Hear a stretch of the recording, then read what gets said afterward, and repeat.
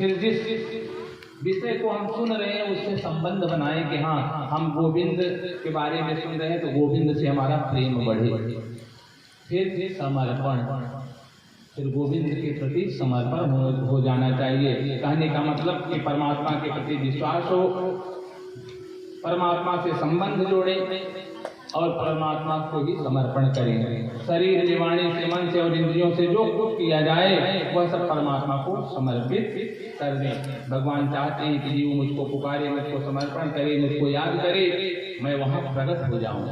भगवान की इच्छा क्या होती है कि अगर जीव एक बार भी मुझको प्रेम से पुकार ले तो मैं वहाँ प्रकट हो जाऊँ।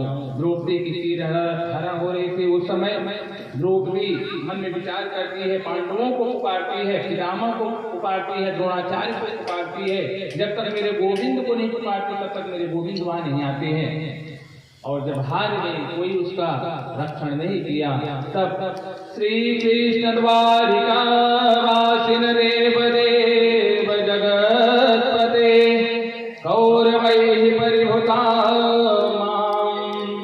किं न जानसि केशवः, मेरे गोविंद तुरंत साड़ी का रूप धारण करके वहाँ प्रकट हो जाते हैं। जैसे वो गोविंद को पुकारी हैं, गोविंद साड़ी का रूप लेकर के वहाँ प्रकट हुए। और क्या हुआ?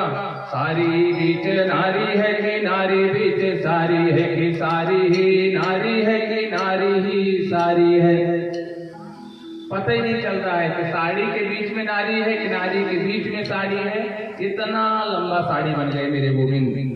परमात्मा सब जगह है और मेरी रक्षा करेगा, ऐसा विश्वास करना चाहिए परमात्मा से। नारद जी कहते हैं कि माया बड़ी गुणमयी है, माया से कैसे बचे? नारद जी बोले कि गोविंद नाम स्मरण, अगर गोविंद की माया से बचना है तो गोविंद के नामों का स्मरण करें। और जब गोविंद के नाम का स्मरण करेंगे तो उसका फल क्या प्राप्त होगा? मान लीजिए मन नहीं लगता है तो भी बता रहे हैं, भाय कुभाय अलख आलस अलख आलस हो, नाम जपत मंगल दिस हो, जपत मंगल दिस हो। भाव से जपो, कुभाव से जपो, बैठे हुए जपो, खड़े होकर के जपो, कैसे भी जपो। तुलसीदास जी कहते हैं, तुलसी मेरी प्रभु को भज रीद भजिया खीज, खेत पड़े उपजेंगे उल्टे सीधे बीज।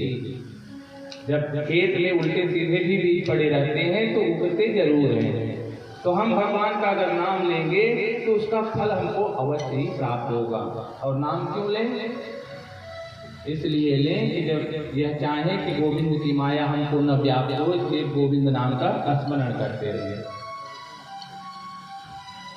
बोलिए द्वारकाधीश भगवान की जय।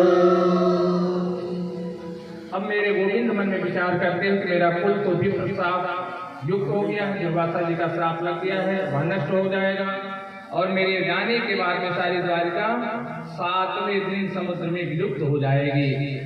कलयुग के प्राणी अधर्म से रुचि रखने लगेंगे और तुम सब कुछ त्याग करके संन्यास धारण करोगे, ऐसा कहते हैं, उद्धव जी को समझाते हैं।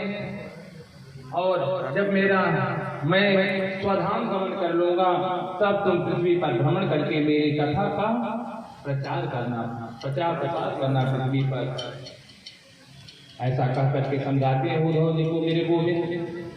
और एक दिन ऐसा होता है कि सभी यदुवंशी जो है समुद्र के किनारे जाते हैं तो जो लोहे का वो शाम था पिसवा करके समुद्र में डाले थे उसमें सरपट नाम की घास बन जाती है, उग जाती है। और सभी यदुवंशियों के तकरार होता है, छोटी बात को लेकर के वो बड़ी बात बन गई।